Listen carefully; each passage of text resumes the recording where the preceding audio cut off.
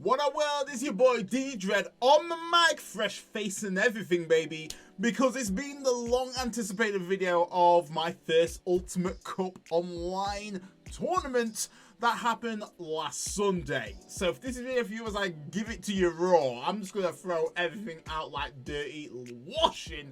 Then make sure you stick around and enjoy. If you're new to the channel and like what you see, then make sure you subscribe and turn the notification bell because I do videos on the reg. Right, guys, Ultimate Cup, first online webcam tournament, and yeah, it was an experience. Let's just say that, a very long day, but luckily enough with the kind of the online setting is that, you know, we can do it at the comfort of our own home. So that is definitely one pro to doing an online tournament of this scale. Obviously, we knew what the actual pricing was for this Ultimate Cup, but it was the Red Hybrid alternate art cards, which are glorious. Absolutely, chef's kiss, give me some of that. So, you know, your boy being quite, you know, all about Red Hybrid. If you don't know, if you don't see my content and you know my videos, pretty much Red Hybrid is a consistent deck that I always do deck profiles of. So I was like, you know what? It feels pretty good to run the old Red Hybrid deck and, you know, see how it performs. I'm not gonna lie here, guys. I was slightly a bit unprepared because, I mean, you know, we're cooking with BT15. I'm playing with some new shiny cards. I'm riding the yellow vaccine wave, and yeah, it was kind of like with this tournament, it was BT14/EX5 format. So all the new shiny cards I had to put away. And I'm like, oh, that's cute. But I could have gone in the direction of using yellow vaccine pre-BT15. But I thought, right, I've got possibly 8 rounds of Digimon. Can I actually, do I have the mental endurance to pilot yellow vaccine for that long? And I was like, probably not. So I did go with the yellow hybrid. It was a bit of a toss-up though. It was so close to be like, you know what, let's just go Jesmon. At least with Jesmon, if I've bricked, I've effed it, realistically.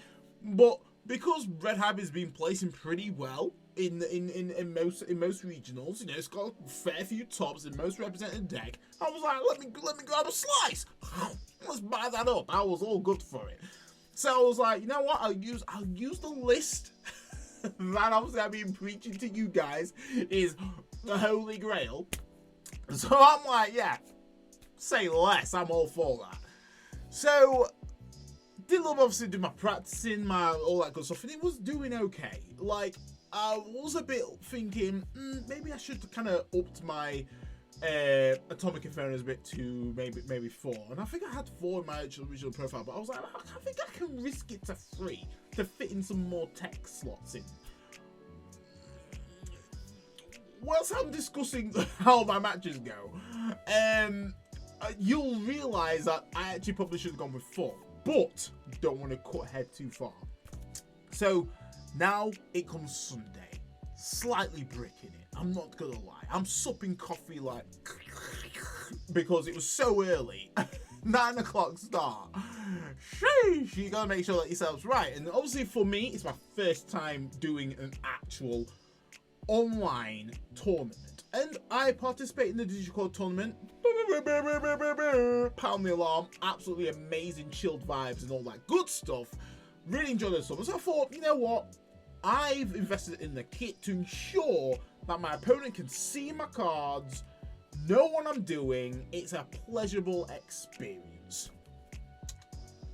So I wasn't worried at all. I thought I had the camera set up just right. All is swell. So obviously 9 o'clock draws in. Introduction, all that jazz, all the formalities, you know, making sure that, you know, everyone understands the rules and what we need to do through Discord and so forth, which was handy. Like, I must admit, the organisers laid it down real nice. So I was like, okay, I understand the assignment.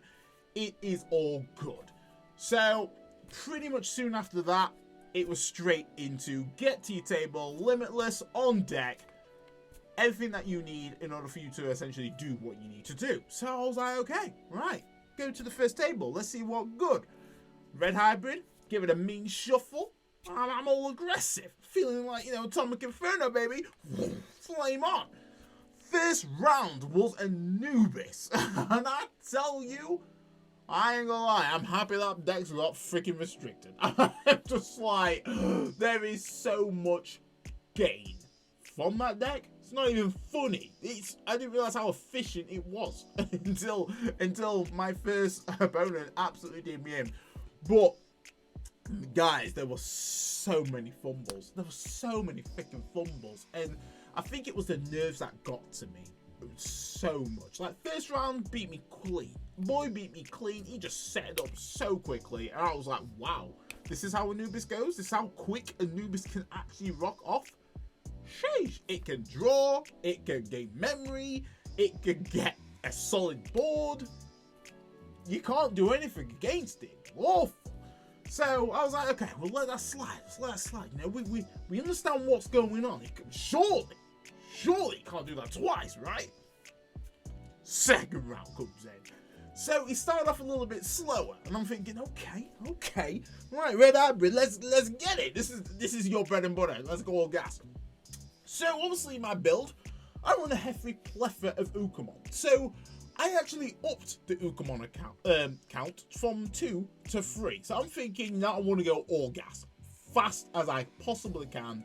Let's get it.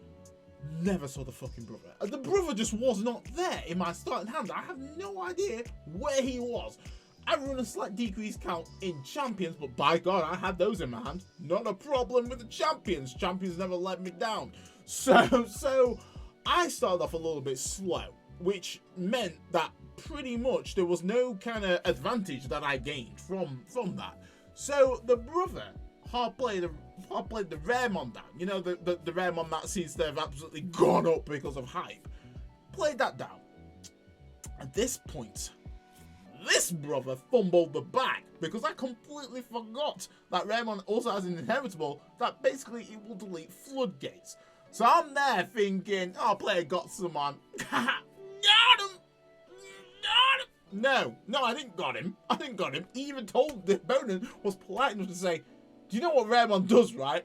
And it literally, I had a freaking epiphany at that point, and I suddenly just remembered, like, yeah, it's got that nice little inevitable removal effect, hasn't it?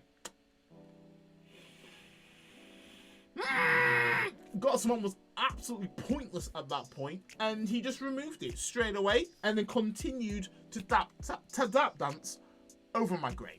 Yeah, absolutely wash out. That brother just absolutely cleaned me up some solid.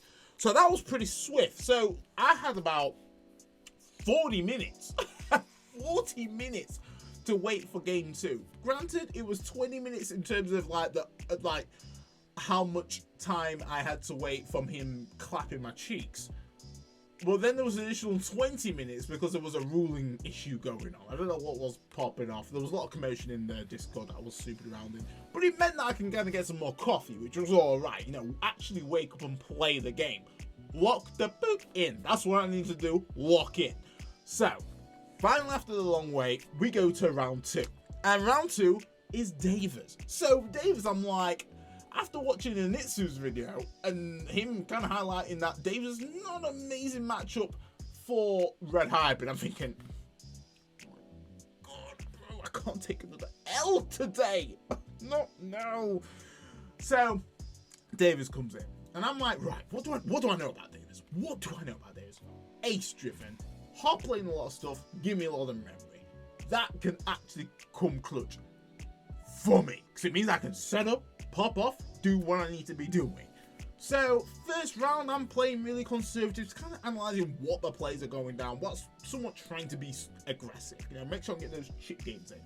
My Atomic Infernos, I'm absolutely bottom decking every search I'm doing. I'm like, oh my God, she's wet. I cannot get a freaking break. I'm playing Red Hybrid, I can't even use the keycard to actually give me that amazing aggression. But lucky enough, BT12 Burning Grey was putting in work. That boy, look at him, and absolutely doing some serious chip game, which was nice. But the thing about Davis is that they've got every ace underneath their sleeve. You just don't know what's going to come out. And the fact that they can actually It doesn't matter what they're acing onto, as long as it's acing onto a David traded card, it's like you could literally get anything. So at that point, I kind of clocked on thinking, right, okay, so mainly, it really depends on if he's got aces in hand to be doing stuff. Fang Longmon, completely forgot it was a freaking card. I kid you not, did not actually appear in the overall set. Like, it appeared in security, doing my head in, but never appeared on field, which I'm kind of blessed with. So first round, beat the brakes off me. I'm like, oh shit, god damn, okay, I understand the mechanics now. Second game, I come in and finally put in that work. Got some Ukamon magic, it was all good. It was all, I'm like, finally, the card that I actually upped, I'm actually seeing. This is why I say, guys, I work in opposite. Run less of the card, I see it more. Run more of it, barely have it in my hand. Third game, very, very tense. It was a good back and forth. It was a really fun match, which I'm like, yes, this is what I'm all about. Being like, and then me getting punched in the face, but coming back again. It was like the redemption arc. So I managed to claw it in. Omni for game classic. I was like, it was very touch and go because it was a matter of like, has he got an ace at this point? There's a lot of bodies on field. Has he got an ace? The thing that was really good though, the thing that clenched it quite nicely, is actually having enough memory to Omni, but not actually like do the blitz. But because I even on Takuya doesn't actually specify that. Like, I get the additional security attack if it's a hybrid. So I actually got an additional security attack on top of my Omnimon. So Omnimon could actually put in that work and just really go for that lethal game, which is, I'm like, banging. This is what I need right here.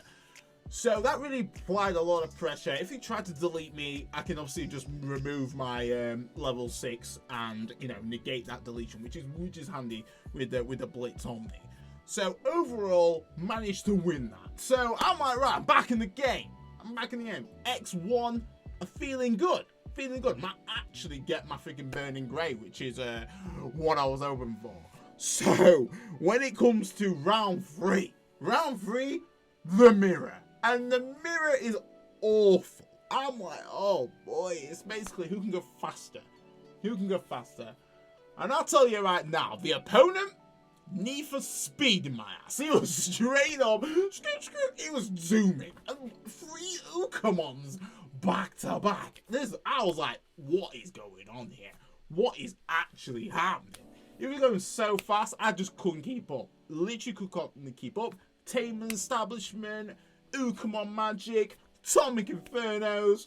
I'm like, I'm getting my ass tossed like a salad. I'm like, just straight up. It was, oh god, the first game was awful. First game was just dreadful. Comes then to the second game. Once again, guy just had the cards. I did not have set cards. It was pretty dreadful. It was pretty swift. Dreadful. I was like, yeah, that's how Red Hybrid rolls. I should know. I'm running the deck that's not performing that said action. But there we go. So then that was swift. At this point, I can't remember if it was this match or further along down the line, but something really threw off my swag. And it was that I got a freaking warning. I got a warning because my hands wasn't on screen. And I get it. I completely get it. So this is not me knocked off at the actual organizers whatsoever, or the judges or whatever. The judges are doing the job. They are doing the job. The thing that knocked me the most is I felt personally attacked because I invest so much ensuring that I provide the best quality, make sure my opponent can see the full board, all this. And then because I just didn't have my hands on the screen, which is, I didn't realize how freaking hard it was because of the angle that I had it at. I got a freaking warning. And that really, throughout that, don't know why, that was really hard to shift. I get it. I understand why. There's a lot of cheating that happens in, obviously in online tournaments. But man, if I was cheating, Christ, I would have been winning more. I'll tell you that. I would have been winning hell more if I was actually cheating. So I just felt like it was just like, one, wouldn't cheat. I'm going to tell you a story here right now. There was an Ultimate Cup that I used BLs. It was the no, was it BLs? Was it BLs? I feel like it was BLs.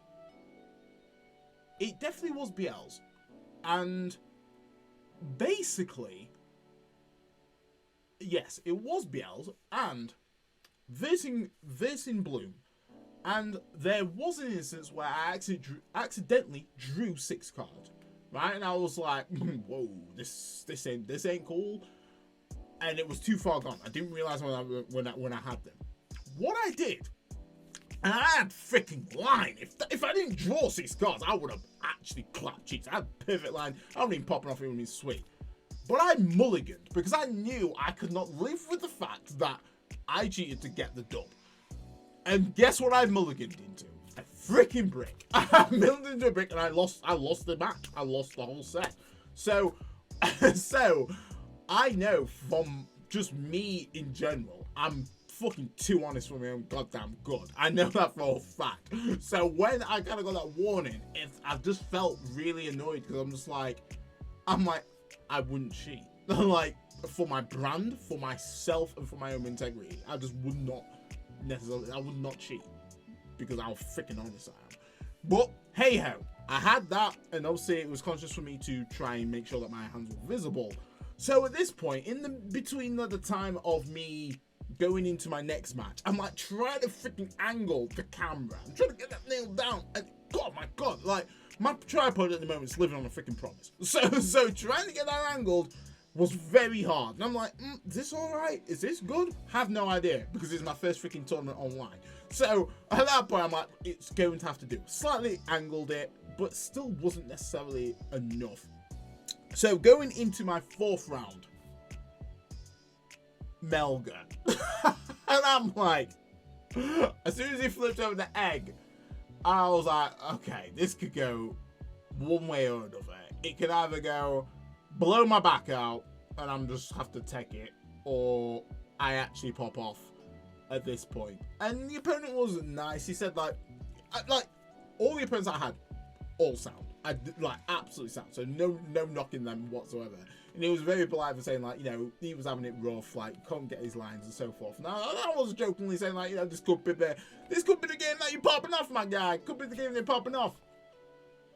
Yeah, but what popping off? He was absolutely tap dancing. He went, absolutely knocking my ass all over the globe. I'm like, oh my God damn. Oh, I forgot how Melga can just really just swing. And in my head, I'm like, should have pat that Trident Gaia. Should have pat that Trident Gaia. But even then, if I had Trident Gaia, I'd have to pray for that 1 card out of 50 to be in my security. It just wouldn't have happened whatsoever. So, yeah, I absolutely got steamrolled by Melga. Oh, it was freaking painful at that point. So, I took that L. I had judges coming into my freaking room. And once again, that put me off something rotten.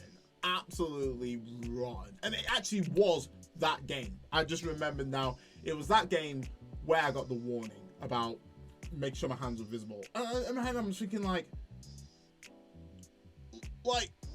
I what? I was like, what? I was really thrown just because I'm not used to this setting. When I play with a Digicorn, we just play. And so, you know, just having a freaking chilled vibe, all good. Like, but I understand the ruling. So that's on me. That's something that I've learned and something that I'm going to incorporate for the next online tournament of that scale. I'm going to make sure my angle's right, so there's no freaking like Hawkeye, Big Brother kind of vibe, because that really did throw me off completely. I felt I was actually, I'm going to stress it here, guys. I was really annoyed. I just did not like that whatsoever. So, Ass got beaten off by Melga 2-0. It was shocking. So, as I was given the will to live, I was thinking, right, whatever happens here, if I lose next round, I'm done. I'm just going to drop, because it was like pretty much 2 o'clock. I'm like, oh my God, I'm hungry and I'm just tired. So next round for that was then Machine Dramon. And Machine Dramon isn't such a fantastic matchup for Red Hybrid. If they're set up, it's game over. Like, it is game over. And depending on what their trash is like, if they got Inheritables to essentially block or analog man out, it's very awkward for Red Hybrid to be doing stuff. Like, if we're trying to pop them, they can literally just go, yeah, I'll just trash two cards and I'm just immune from that deletion. And Red Hybrid can only essentially pop once in that sense, especially for obviously our Emperor Greymon. So I'm thinking, right, okay, right. Let's see how this goes. So surprisingly, some notable cards are actually putting work. And one is going to be the freaking Metal Greymon Ace. Actually put in work. Throughout the whole tournament, that card put in some awesome work. Atomic Inferno barely had it. I literally probably played Atomic Inferno roundabout, what, maybe 6 times out of 7 rounds I managed to play Atomic Inferno. And in this matchup, I played Atomic Inferno and I did 4 checks with Burning Grey and I lived. That was the quickest freaking second game I've had. That was like, yo, boys, that is high roll, burger flip. Finally, Red Eye be doing what he should be doing. And then the second game, I just managed, well, the third game, I just managed to essentially just control the field once again. Metal Greymon Ace controlling the field quite nicely. The opponent had a bit of a slow start, couldn't quite get the analog man down. So, like, once again, managed to win what I would consider pretty my worst matchup. So now that I won that, I'm like, right, I've won 2 games. I've won 2 games out of my 5. Like, this could be the new turn of me, you know, the redemption arc. I could be popping off here. I could be all good at this point. So might as well stick it out now. Might as well stick it out. I'm looking at like Limitless, just thinking, I hope to God someone's gonna be undefeated and we can just wrap it up because I'm freaking done. Checking my rankings, I'm like, I am so far away from Burning Grey. It's frustrating at this point. But looking up, maybe I might be able to get the Agunimon, which I've already have the freaking national championship stamp already, so I'm like, it's really burning me. But at least we've got the Flamemon. The Flamemon is what you just get as standard. So next round 6, the mirror again. I'm like, right, okay, this mirror in particular really burnt me off because I fumbled the bag twice. I literally, the first game I might as well just thrown it. Might as well gone, let's go next game. Because I freaking calculated Burning Grey. I thought I had the Burning Grey BT12. Nope. I had the BT7 version on top of Takuya. BT12, which didn't give me enough DP to actually trigger the inheritable to gain 2 memory. The thing that was even more annoying is that I had enough memory to go to Aldemon, then get the boost, then meet the requirement, swing, would have lived, would have got 2 memory, and then I would have finished the game. But no, Fumbles McGee messed that up. So I was really annoyed with myself. Like, I literally had the game. I had the game. So I'm like, right. And that's I fully expressed that to the player. I'm like, I fumbled the bag. I fumbled the bag so hard. So the game after that, it literally came down to draws. It just came down to draws. And funnily enough, is when you play a hybrid deck and you can't actually hybrid for game, that right there is bewildering to say the least. So I couldn't hybrid for game. I searched. Even when I played BT7 Flamemon and I dug 3, I still didn't actually have a champion level 4 hybrid to either on top of one of my tamers. So there it was right there. That really left a sour taste because I technically probably could have won both games if I would just have had a bit more level 4 management on the second game. and the first game just reading my freaking cards or just looking at the board and going, oh, I actually was on 4 memory, could it easily just calculate? That was just crap maths. And once again, another judge comes into the freaking room and just distracts me at this point, because my setup in my actual office is that I actually have my camera set up on the far right side, and then I have my computer or my laptop on the left. So at the moment I've currently got a Mac, which is doing nothing because it's just freaking so old I can't even upgrade it. So software wise, it's just a bit crap when it comes to using OBS and wanting to do what I'm wanting to do. So it's quite far out in terms of like me viewing what I need to see on screen versus what I'm actually then playing. So I'm there looking at what I'm actually, you know, doing in the game, trying to get in the zone. And then I've got the opponent. I've got freaking judges coming in left, right, into every freaking 5 minutes. I'm just like, oh my days. And then surprisingly, there were so many freaking deck checks, which I'm going to assume, I'm going to just throw this out here, that if I won the game, then they would have deck checked me, which would have been absolutely fine. There would be no problem with that. But every match I was in, and there was, there must have been like 2 maybe 3 players actually constructed a deck check afterwards. Was basically in the games after I had the warning. So I'm just like, okay. I felt like just going like, guys, you just want a dead check, just do it. At this point, just do it. Then I can fucking relax. So I took an L. 2 out. Swift. 7th round. The mirror again. Another Red Ivy player. But this one in particular, once again, overall sound game. But there's a key thing in this, which I think every kind of like Red Ivy player will appreciate. Because this was, I thought I was big brain playing. I was like, right, this could clutch me the game, something nice. But the big dog upstairs was like, nah, your fate is already sealed, my guy. So, obviously, everyone who plays Red Ivy probably would know that the BT7 Takuri effect, you don't necessarily have to evo into Emperor Greymon. So there was 2, basically I had a Digimon on field, had a tamer, had enough memory to effectively go into a champion, and I just needed to do 2 checks. Unfortunately, I had freaking BT12 Agunimon, so I didn't have the boost to actually trigger the additional security check. So I was like, how am I doing this right now? And I was like, let's go. I know what I can do.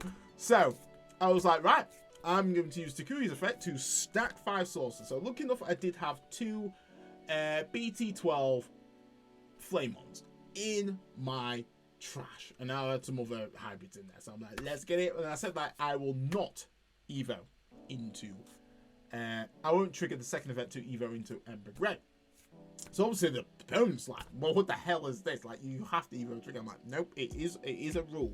It's a weird rule. It doesn't make no sense, but it is a rule. I'm like, I have preached about this goddamn ruling for so long on my channel. I'm like, we can call the judge. I already know what he's gonna say. So the judge agreed with me that basically you don't have to evo into Emperor Grey. So I'm like, let's go. So I'm like, right, Agunimon. I reached the threshold to actually get the additional security tag. I've got another Mon on deck. I can clean this game out. We go into game 3. 11k. I'm like, swing it, Agunimon. Have a guess what was in security perfectly at 11k. Emperor Greymon. I was like, you are actually, like, that's why I was like, God already decided. He already decided. The big man already decided. What a guan. I was like, I can't even be mad. I can't even be mad at this point. Like, I did everything in my power to try and turn the odds here. And sometimes you just can't. Sometimes you just gotta take the L. And I took a swift 2-0-2 and obviously the opponent won that. That was an L. But I was like, you know what? It's a good hurrah. It's a good hurrah. It's a good hurrah before I pack this goddamn deck away. So, luckily enough, we did have an undefeated, which I'm like, thank God for that. I can freaking rest. Wife came back with some pizza. I'm like, oh, let a brother grab a slice. I'm like, I'm starving, Marvin. And I was just done. I was so fatigued. I was like, I'm out. So, my overall experience for Ultimate Cup online, it was an experience. I came 122, which isn't even great. I lost 5. I won 2, lost 5, which is just shocking by any stretch. Honestly, if there was any change that I would do, I don't know. I think I might have just ran Jessamon. Like, realistically, I know what Jessamon does. I know the overall game plan. It's linear, but when you're there, you're eating. I don't even know if it was a skill issue, but the cards that I was hoping that I would have in hand just never came out. Ukamon was barely freaking played. Like, it was crazy how little I saw that card after upping him from 2 to 3. That's what really, like, stunned me at one point. I was like, I've upped it and I'm barely seeing it. I saw it more when it was at 2. Atomic Inferno infuriated me because the amount of times I whiffed on actually getting Atomic Inferno was rage inducing. And then freaking Graph Crush. Oh my god, I'm honestly considering just taking out the freaking deck. I'm at that point where Graph Crush just always is security. Always, every game security. First check. I'm just like, what the frick is going on here? Apart from that, everything else kind of ran pretty smooth. I just think that the opponent just had better draws overall. Didn't really necessarily feel like my plays were sloppy, apart from the ones that I've obviously highlighted. But then also just the judges kept coming in the room, just making me feel very uncomfortable. And I think just the kind of the personal attack on my character just felt just really like, I just felt kind of hurt in that sense. But I understand why. I know there's a lot of cheating that happens on Digimon, but I just know from my personality and who I am, I just wouldn't cheat. It's not good for me. It's not good for my brand. Like, what the frick? I create content, and the last thing I want is fucking cheating allegation on my freaking hands. If I did, Christ alive, I'd do better than freaking winning 2 games out of freaking 7. For real. But guys, that is your boy done. Would I do it again? Probably, but I'd make sure, from what I've learned, just make sure my setup's a lot better in regards to the angle, in regards to the actual view and so forth. I don't think anyone had any issues seeing my cards whatsoever compared to some other things. Like, I think players using black sleeves, that should be not freaking allowed. You can't see if you can't see what security they're on. Like literally that right there. If we want to get really anal about what's about the rollings, that right there should be abolished. Christ, like, that influenced some of my swings massively because I just can't see what security I'm on unless I ask. Which obviously that's on me. I respect that, but realistically, you should, as a standard, be using some form of Bandai official goddamn sleeves of some variety, which has got a pattern on it, so you can at least tell when the edge is cut off, or at least lay out your security correct. Like, if you want to be freaking anal, that right there is one piece of advice that that should be a Bandai rule. Can't use black sleeves, not in a fucking dim lit room, unless you want to sort out Bandai and get a freaking online client. Just balls in your court. Food for thought. But guys, if you enjoyed the video, like I said, keep it raw, keep it nice, keep it authentic, then make sure you subscribe and like it. And I hope I can catch you in the next one. That's your boy D Dread, off the mic.